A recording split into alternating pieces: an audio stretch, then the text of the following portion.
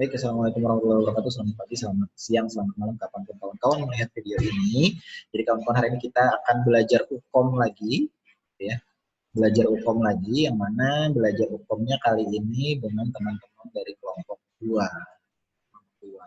Ini tetap sama, hematologi, belajar UKOM untuk uji kompetensi ATLM, yang insya Allah dilaksanakan tanggal 24 sampai tanggal 26 Oktober 2024, 25 Oktober 2024. Baik. Nah, berdasarkan blueprint yang dibagi oleh AIPTLMI, Asosiasi Institusi Perguruan Tinggi Teknologi Laboratorium Medik Indonesia, mata kuliah hematologi itu blueprintnya terdiri dari 9 hal ini. 9 hal: hemoglobin, leukosit, eritrosit, komposit, LED, indeks eri, hitung jenis, hematokrit, sama hemostasis. Ada 9 pemeriksaan yang jadi fokus pertanyaan dalam uji kompetensi ATLM tahun 2020. Nah, dari 9 ini, kawan-kawan, ada 3 pemeriksaan lagi, ada pra-analitik, analitik, dan pasca analitik. Ada masing-masing ada 3 pertanyaan. Sehingga kalau dihitung-hitung ada 27 soal terkait pra-analitik terhadap 9 ini. Ada 27 soal totalnya, pra-analitik, analitik, dan pasca analitik, ada tentang 9 pemeriksaan. Pun juga dengan ditambah dengan etika dan lain-lain. Jadi lumayan banyak variasinya. Ya. Nah, untuk lolos di uji kompetensi sebenarnya kawan-kawan, triknya adalah fokus kemarin berdasarkan hasil teori UKOM, kayaknya kita lemah dan ada letak kelemahan kita ada di hematologi, kimia klinik, dan mikrobiologi. Dan tiga mata kuliah ini sebenarnya adalah 3 mata kuliah yang paling banyak soalnya. Nah, jadi soal paling banyak itu terletak di hematologi, di kimia klinik, sama mikrobiologi. Jadi kalau 3 mata kuliah ini, kawan-kawan, kalau 3 mata kuliah ini berhasil kawan-kawan jawab benar semuanya, itu udah pasti lolos. Udah pasti kompeten. Kenapa? Karena kalau dihitung-hitung dari 180 soal, ada 115 soal itu adalah pertanyaan hematologi, kimia klinik, sama mikrobiologi. Ya, jadi kalau seandainya 3 mata kuliah ini sukses, terlewati dengan baik, maka pasti hasilnya kompeten. Ya, pasti hasilnya kompeten. Jadi tenang aja semua. Asal 3 mata kuliah ini aman dulu. Kalau mata kuliah yang lain ya bisa lah sambil-sambil. Ya. 3 mata kuliah ini aman, insya Allah aman juga yang lain. Nah, jadi kita akan bahas tentang ini saja. Dan kemarin ada beberapa diskusi dengan kawan-kawan di kelompok sebelumnya bahwa kita cuman sampai sini aja. Kemarin ada yang nanya anemia gimana Pak, bagaimana caranya membedakan anemia? Nggak ada, karena itu nggak masuk dalam blueprint soal. Kita hanya membahas keumumnya aja. Kita bahas satu persatu. Hemoglobin dulu ya. Nah, ini pertanyaan hemoglobin. Oh maaf, sebelum masuk ke sini aku lupa. Pertanyaan pra-analitik, analitik, dan pasca analitik itu juga harus kawan-kawan pahami lebih dulu. Ya, karena pertanyaan pra-analitik di hematologi mirip-mirip kayak yang lain ya. Jadi kalau misalnya ada pertanyaan, seorang ATLM diminta untuk melakukan pemeriksaan laju endap darah, maka tabung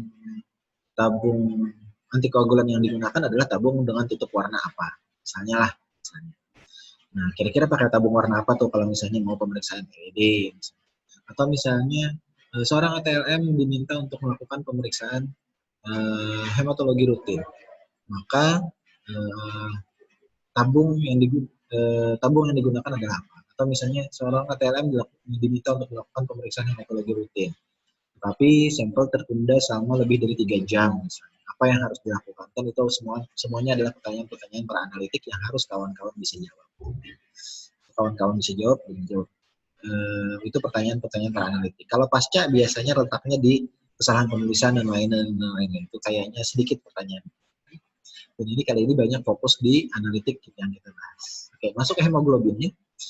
Nah, di hemoglobin itu pertanyaan di uji kompetensi itu ada 2, ada Sahli sama cyanide hemoglobin. Sahli sama cyanide. Jadi Sahli sama cyanide hemoglobin itu adalah dua-duanya pemeriksaan hemoglobin, yang mana untuk pemeriksaan HB, untuk pemeriksaan Sahli, kawan-kawan, hemoglobinnya itu diubah menjadi asam hematin dulu. Nah, kalau misalnya pertanyaan UKOM-nya, seorang ATLM diminta untuk melakukan pemeriksaan hemoglobin dengan menggunakan reagen Sahli, dengan menggunakan alat Sahli, Kira-kira reagen apa yang harus disiapkan? Nah, kira-kira apa yang membuat hemoglobin berubah menjadi asam hematin? Jawab HCl. Pertanyaannya ada semacam itu. HCl, kemudian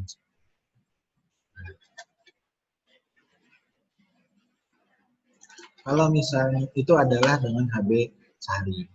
Kalau dengan cyanide Hb, maka reagen yang harus disiapkan adalah reagen tulisannya misalnya yang ada Grabkins, seperti langsung Grabkins. Nah, prinsipnya semua hemoglobin selain sulf Hb itu dengan larutan Grabkins. Larutan Grabkins itu isinya apa? Isinya kalium cyanida sama kalium ferrocyanida.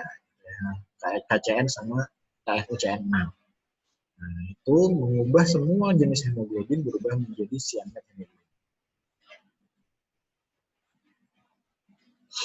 Ya, cyanide hemoglobin. Nah, kemudian kawan-kawan,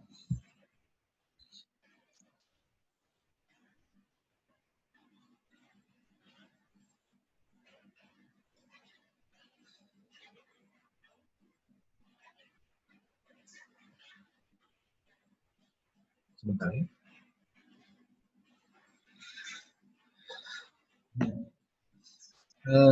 Kemudian setelah hemoglobin ada pertanyaan-pertanyaan tentang hitung jumlah.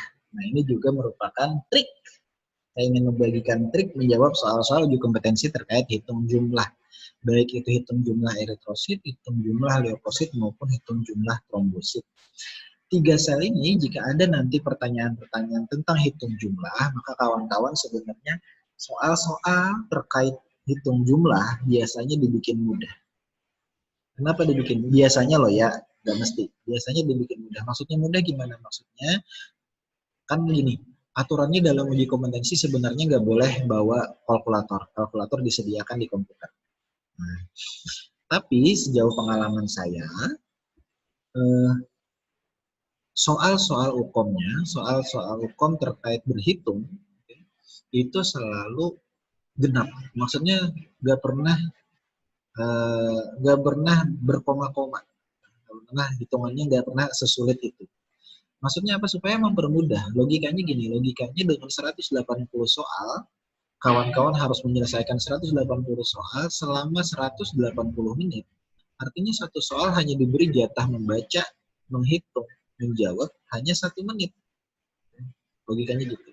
Sehingga kalau misalnya kita membuat para dosen membuat soal hitungan itu sampai memakan waktu mahasiswa lebih dari 2 menit, kan kasihan mahasiswa. Sehingga soalnya kebanyakannya soalnya dipermudah. Ya. Nanti bagaimana mudahnya nanti di belakang. Ya. Nah, rumus yang digunakan dalam hitung jumlah supaya gampang adalah ini. Ini adalah rumus termudah kawan-kawan. Bukannya rumus yang paling benar, saya nggak tahu rumus yang paling benar ya. Ini adalah rumus yang termudah yang pernah saya punya. Jumlah sel jumlah sel adalah jumlah sel yang ditemukan dikali pengenceran dibagi dengan volume kamar hitung. Baik, masuk ke pengenceran dulu.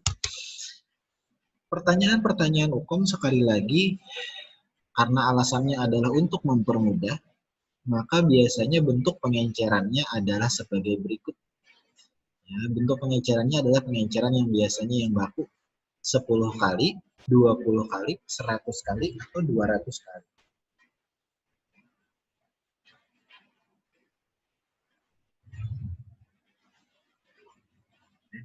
Ini biasanya yang mudah kayak gitu. Biasanya pertanyaan-pertanyaan pengencernya dibikin mudah dengan pengenceran semacam ini. Ya.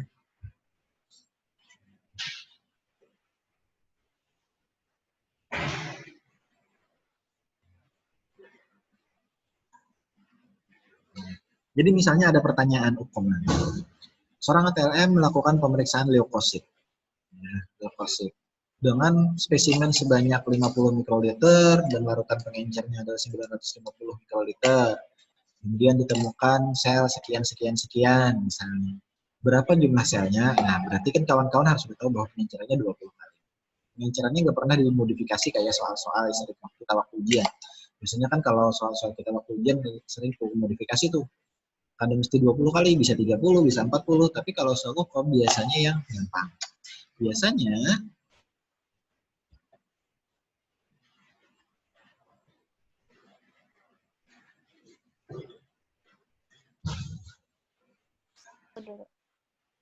Biasanya pertanyaannya seputar ini aja. Misalnya misalnya penyencarannya misalnya kalau pertanyaannya adalah hitung jumlah leukosit, maka biasanya yang digunakan adalah yang 20 kali. Biasanya kalau misalnya pertanyaannya eritrosit atau trombosit, ya biasanya yang digunakan adalah yang 200 kali. Jadi kawan-kawan harus aware juga kalau misalnya pertanyaan seputar leukosit, maka biasanya itu 20 biasanya. Kalau eritrosit sama trombosit, maka biasanya 200. Ya, nah, ini penting, ini adalah triknya. Volume kemudian. Jadi kan ada jumlah sel dikali pengenceran dibagi dengan volume. Volumenya seberapa? Volume kamar hitung, ya kita harus ingat bahwa dari ujung sini sampai ujung paling bawah ini adalah 3 mm. Ya. Dari ujung sini sampai ujung sini, artinya setiap ruas ini adalah 1 mm. Pun juga dari sini ke sini 2 sama 3 mm. Berarti satu ruas ini adalah 1 mm. Berarti volumenya panjang kali lebar kali tinggi. Panjangnya berapa? Kalau misalnya kita menghitung satu kotak ini saja, kotak ini aja, maka 1 dikali 1, tingginya berapa? Tingginya udah pasti 1 per 10 mm. Jadi volumenya untuk satu kotak ini satu kotak ini aja nih, itu adalah 1 kali 1 kali 1 per 10 mm.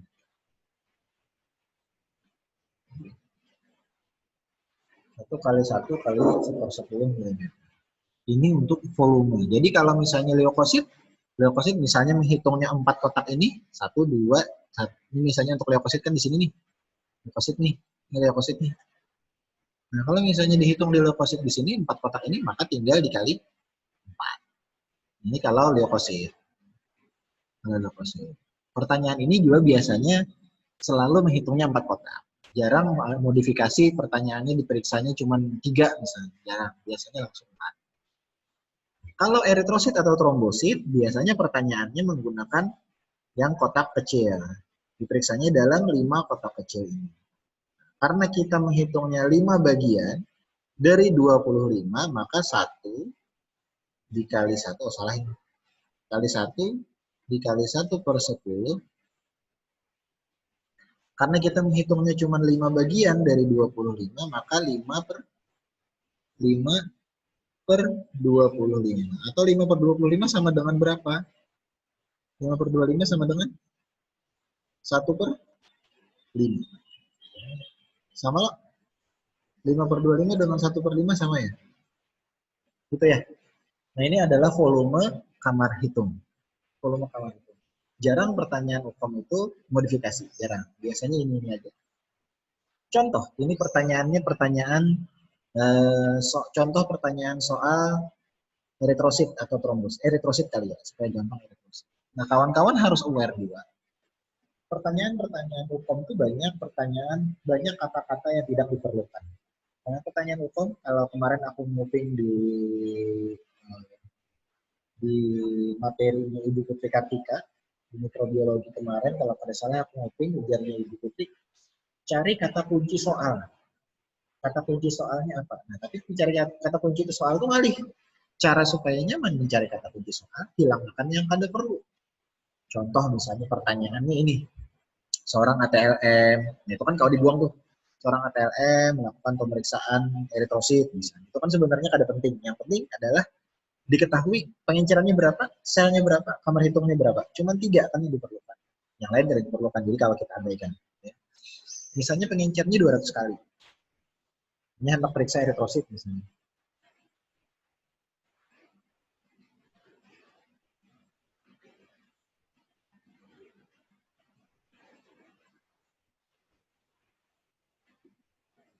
Ini misalnya hendak periksa eritrosit misalnya. Misalnya hendak periksa eritrosit, kemudian Ini biasanya soalnya kan kada dituliskan pengencerannya berapa. Jadi dimintanya, seorang ATLM melakukan pemeriksaan eritrosit. Nah, berarti pengencerannya pasti 200, gitu aja. Ditemukan sel misalnya 322 sel. Kamar hitung yang dihitung adalah 5 kotak. Dari 5 kotak kecil. Akan ditanyakan berapa jumlah selnya. Nah, lalu jawab. Apa cara menjawabnya? Masukkan ke rumus. Jumlah sel yang ditemukan, ini dikali 200 dari pengenceran dibagi dengan volume. Kalau misalnya kita lihat ini 322 kali 200 bagi 1/5 kali 1/10. Kalau misalnya kita balik, maka bisa jadi 322 kali 200 kali 5 kali 10. Benar ya?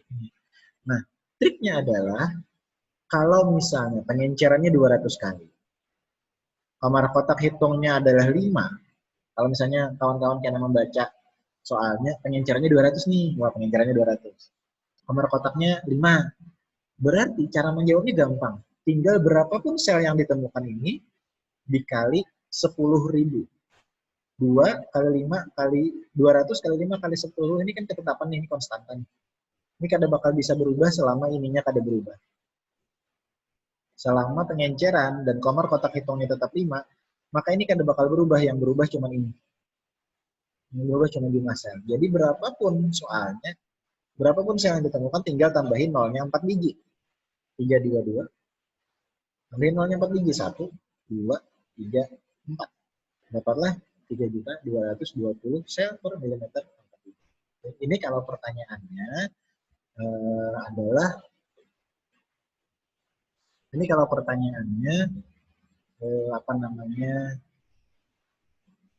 pertanyaannya bentukannya seperti ini dan tidak berubah mengenai pengenceran dan kotak kamar hitam.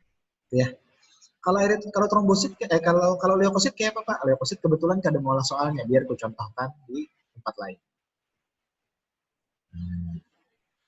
Kalau leukosit misalnya nih, diketahui leukosit pengencerannya 20 kali.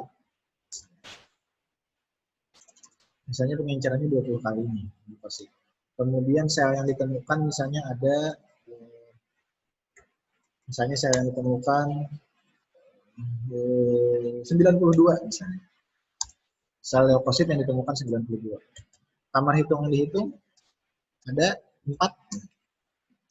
Kamar leukosit, ingat kamar leukosit ya, bukan kamar yang lain. Maka pertanyaannya adalah selnya. Maka jawabnya kayak apa? Jawabnya berarti pengencerannya berapa? Pengenceran dikali jumlah selnya ditemukan 92 sel. Volumenya berarti 1 dikali 1 kali 1/10 dikali 4. Itu ya? 4. Nah, kalau misalnya kita pindah ruaskan, maka ini sama dengan 20 dikali 92 dikali 10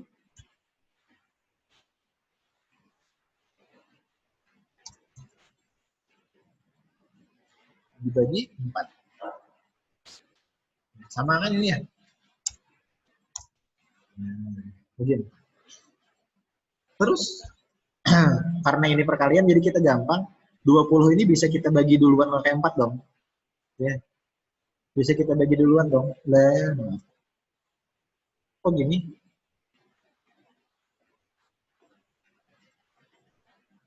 Oh, salah. Salah.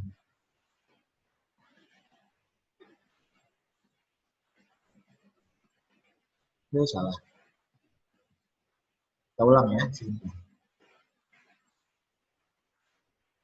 Jadi diketahuinya pengencerannya adalah 20. Ulang. Habis itu selnya ditemukannya ada 92 sel. Habis itu apa lagi? Kamarnya 4. Jawabnya 9 jumlah sel dikali dengan pengenceran dibagi lawan 1 kali 1 kali 1/10 kali 4. Sama dengan,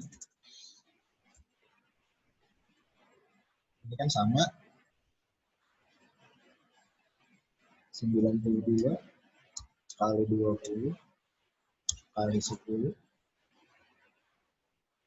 Maaf ya, tadi hapus, pencet apa? Bagi 4. Sama lah. 20 kalau bisa duluan kita bagi duluan 4 loh, berarti sama lawan 92 dikali 20 dikali 5 kali 10. Sama kayak retrosit tadi, berapapun hasilnya, kalau misalnya yang diminta adalah 20 ini, kalau misalnya pertanyaannya adalah pengencerannya 20, kamarnya 4, pengencerannya 20, kamarnya 4, maka berapapun hasilnya, berapapun sel yang ditemukan ini, tinggal dikali 50. Tinggal dikali 50, karena yang ini konstanta, tetap tidak bakal berubah-ubah.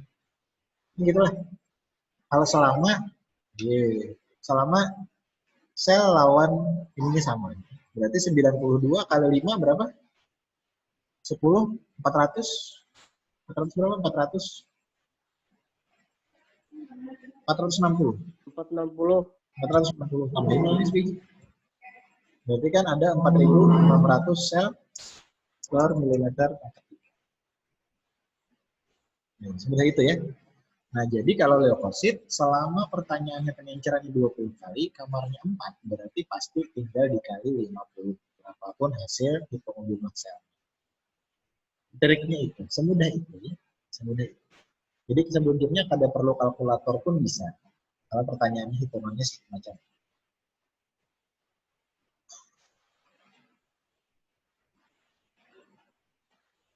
Nah, kalau pertanyaan hitungannya semacam itu. Jadi insya Allah mudah lah ya, bisa lah sedikit.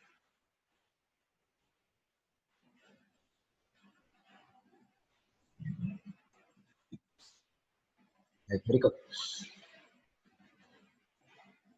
Kemudian tadi sudah hitung jumlah. Hitung jumlah baik itu eritrosit, leukosit, ataupun trombosit. Kemudian laju endap darah. Nah, laju endap darah biasanya pertanyaannya seputar tentang faktor-faktornya. Maka ini adalah yang mempengaruhi laju endap darah. Baik itu viskositasnya, jumlah eritrositnya.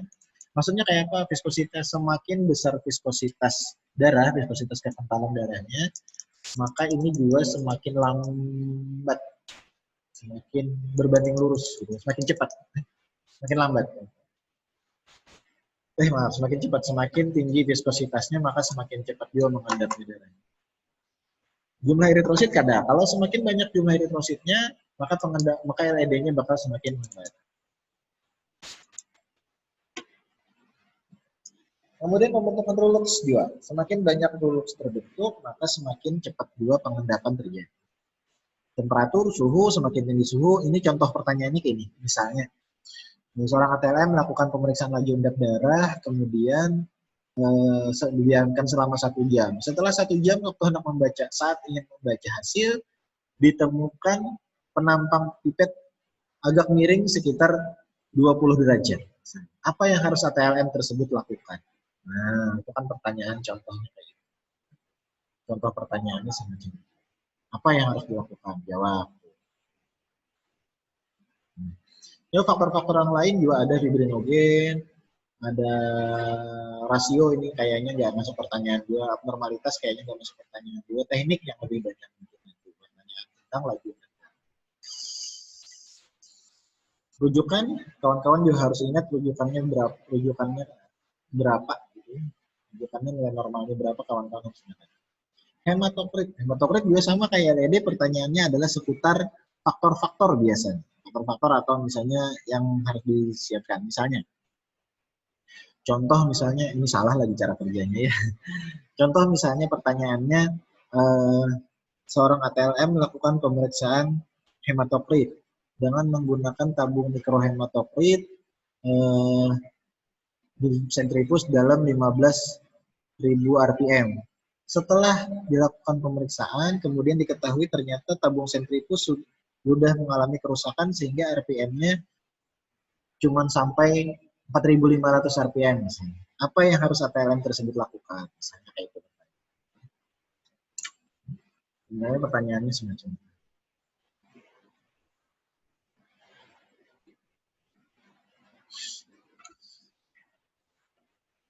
Nah, nah, rujukannya seperti ini, kawan-kawan nanti boleh baca lagi. Nah, ingat-ingat nilai normalnya karena juga ada pertanyaan-pertanyaan terkaitnya. Nah, errornya seperti ini misalnya. Cara pembacaannya juga seperti ini misalnya. Pada saat melakukan pemeriksaan ini ternyata darah mengalami bekuan. Apa yang harus dilakukan oleh ATLM tersebut?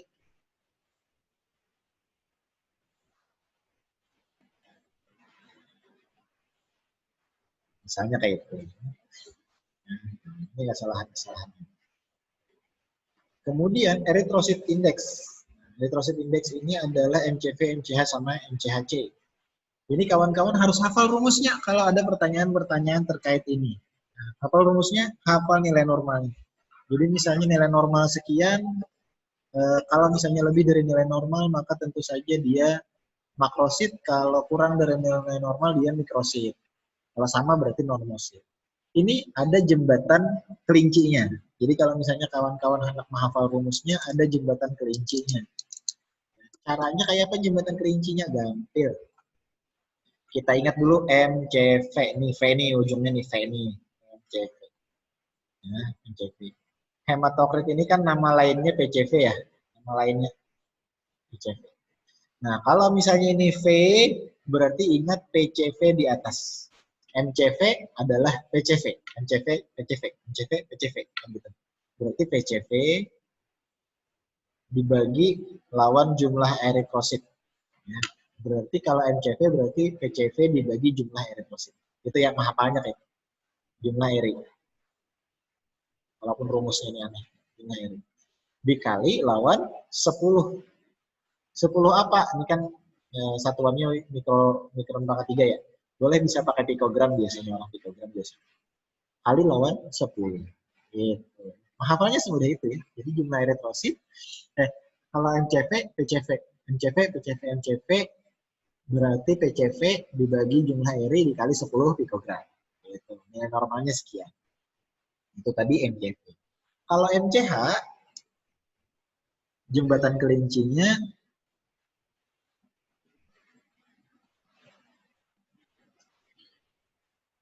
kalau MCH, jembatan kelincinya, ini H nih, H. Tadi MCV, PCV, kalau H berarti HB. MCH, HB. MCH, HB. Berarti tentu saja ini adalah HB dibagi jumlah eri dikali 10. Oh, tadi pikogram ya, maaf, femtoliter tadi. Salah. Ini femtoliter. Karena volume berarti femtoliter. Salah. Femtoliter. Nah, jumlah eri dikali 10 karena ini gambar maka pikogram. Yang ini warna maka pikogram. 10 pikogram. HB dikali eri kali 10 pikogram. MCH HB, MCH HB. MCH HB. Ingat itu HB. Kalau MCHC, maka cara menghafalnya adalah HB, H, HB, C-nya PCV. H, HB, C-nya PCV. Berarti HB dibagi PCV. MCV, HB, PCV. MCHC berarti HB bagi PCV. Dikali sama 100%. Semudah itu ya menghafalnya. Nah, rujukannya kawan-kawan harus. Ini yang lainnya. Kemudian pembekuan darah. Pembekuan darah saya minta maaf karena kawan-kawan artinya harus membaca lebih banyak lagi. Ya, baca lebih banyak lagi terkait parameter tadi. Kalau bleeding time itu artinya dia menghitung lama berdarahnya dengan melukai sisi samping telinga. Maaf sebentar.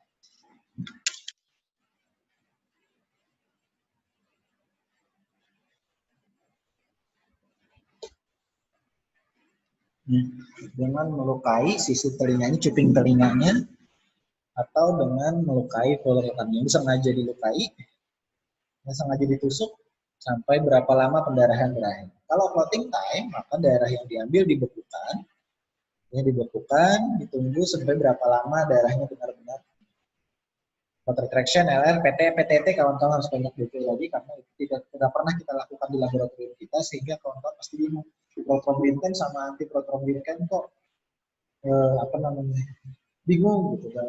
Apakah dia memanjang atau menempel? Panjang bahasannya dan mungkin tidak sempat kita bahas sekarang. Jadi nanti boleh kawan-kawan baca buku lagi tentang PT sama PTT. Baik. Kemudian setelah hemostasis juga tadi ada morfologi eritrosit. Kemarin waktu di yang satunya saya tanya, adakah pertanyaan TU Form kemarin yang terkait dengan benda asing ataupun misalnya abnormalitas bentuk eritrosit? Katanya ada 1-2 soal. Makanya saya masukkan lagi ini 1-2 soal, 1-2 contoh. Ya. Nah, ada beberapa, misalnya yang penting kawan-kawan harus kenal dulu sel yang normal kayak gimana. Sel yang normal itu adalah yang bulat dengan halo warna putihnya kurang lebih sepertiga sel. Kalau sferosit ini agak membulat seperti ini, stomatosit yang putihnya tajam seperti ini, ovalosit tentu saja yang selnya berbentuk oval. Akantosit ada yang pecah seperti ini, sel target bentukannya kayak target, jadi ada kayak target panahan. Basophilic strip ring, selnya sel eritrosit, tapi kayak ada bintik-bintik granulan. Kalau sel sabit bentuknya sabit, kalau teardrop cell bentuknya seperti tetes air mata.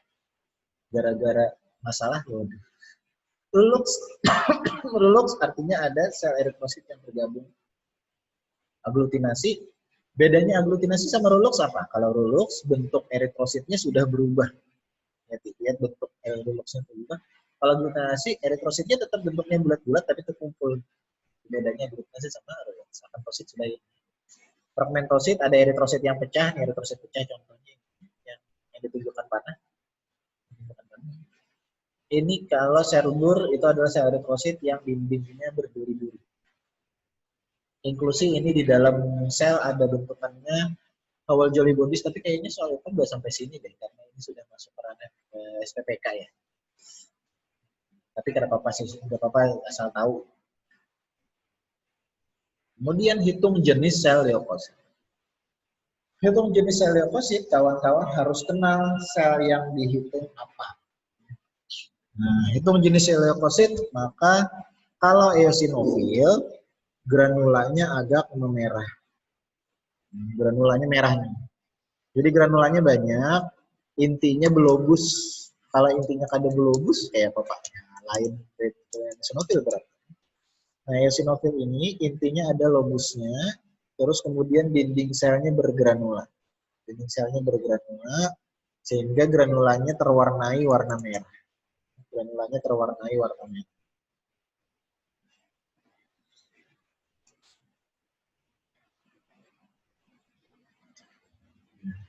Kalau basofil, granulanya memenuhi seluruh sel, sehingga granulanya terlihat seperti apa yang namanya?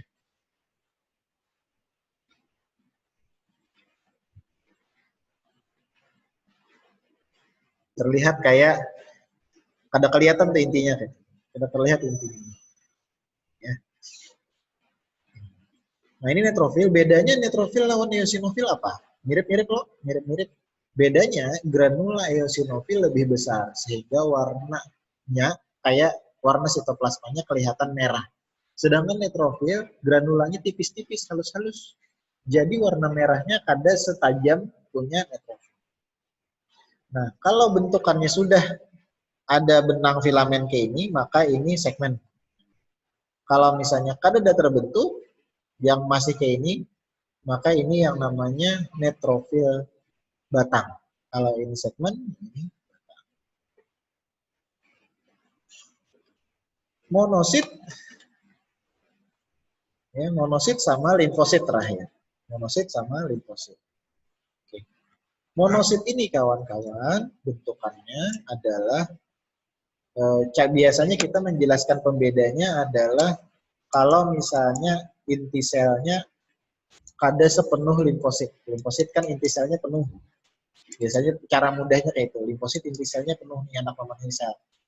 Nah, kalau misalnya sel limfositnya besar, kayak apa? Nah, caranya membedakannya supaya gampang, maka lihati intinya.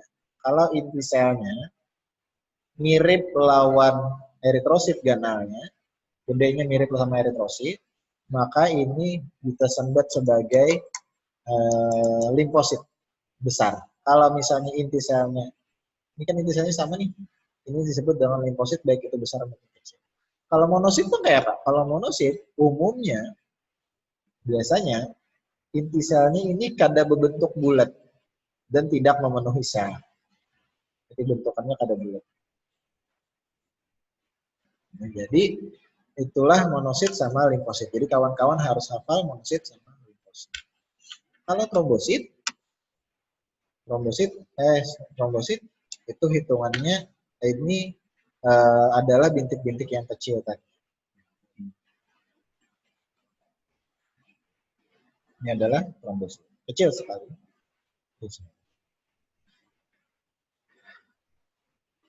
Sebentar sekali ya.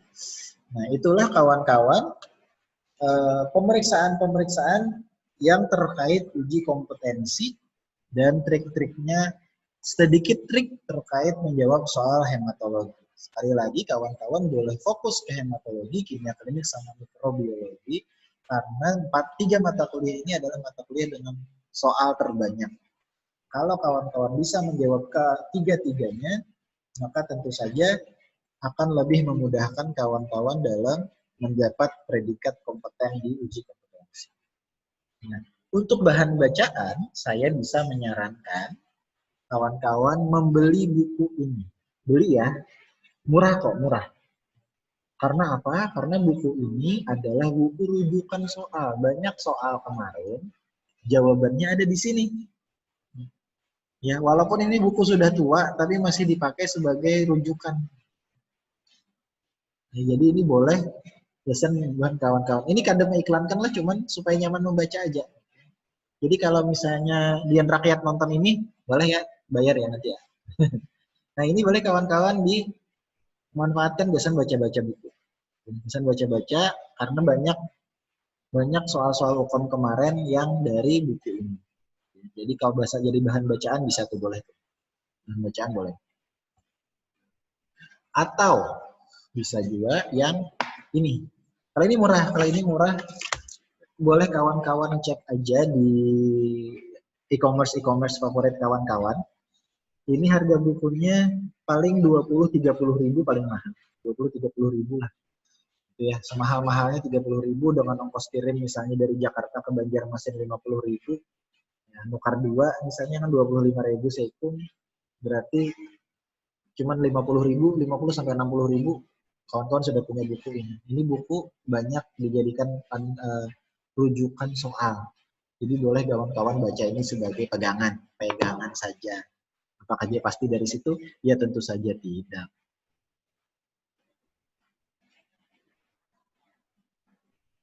Nah, atau bisa juga buku ini. Ini juga buku yang bisa jadi pegangan buat para pembuat soal. Ini dari IGC. IGC nanti bayar ya. Nah, ini kawan-kawan, ini boleh kawan-kawan baca. Ini lumayan mahal sih. Kalau untuk ukuran kantong mahasiswa mahal, tapi kan sekarang sudah bukan mahasiswa lagi. Jadi sudah ini lah ya. Nah, ini bisa gasan buat apa ya namanya, buat apa yang bahan rujukan gasan baca-baca. Pedoman teknik dasar untuk laboratorium kesehatan ini punyanya tadi punyanya Ganda Subrata, ini punyanya Sherland. Ada di bahasa. Pengarangnya Sopo. Ini copyrightnya WHO loh. Copyrightnya WHO. Jadi ini banyak juga soal-soal diambil dari buku. Nah, kalau ini benar-benar iklan. Kalau ini bujur-bujur iklan, ayo. Ini adalah buku untuk hematologi, kawan-kawan. Jadi boleh kawan-kawan baca. Nih, boleh kawan-kawan baca. Boleh kawan-kawan beli kalau misalnya hendak beli. Tapi kalau misalnya beli ready di toko bukunya kayaknya mulai bulan depan dah. Ya, ini boleh dibaca, boleh ini jasa panduan kawan-kawan juga, jasa mata kuliah hematologi atau misalnya belajar hema lagi. Ya, ini harganya mirip sama kayak pedoman teknis, ini kayaknya ready di toko buku ataupun e-commerce kayaknya mulai bulan depan deh. Ya. Nah, ini iklan boleh kawan-kawan baca. Kenapa diiklankan? Karena ada wajah saya di dalamnya. Ada wajah saya. Jadi boleh ya dibaca-baca. Kalau misalnya mau beli, boleh di toko buku terdekat atau boleh pesan melalui website IGC. Gitu ya. Nah, tentu saja boleh baca-baca bukunya. Dan itu semua adalah buku rujukan yang saya sangat rekomendasikan. Kalau yang Ganda Subrata murah kayaknya mesti beli deh, wajib beli. Wajib beli kayaknya karena murah aja. Jadi tidak semahal itu, ya bisa lah ya. Kalau yang lain-lain boleh dong. Yang hematologi tadi apa lagi? Baik ya. Nah, sebelum kita akhiri,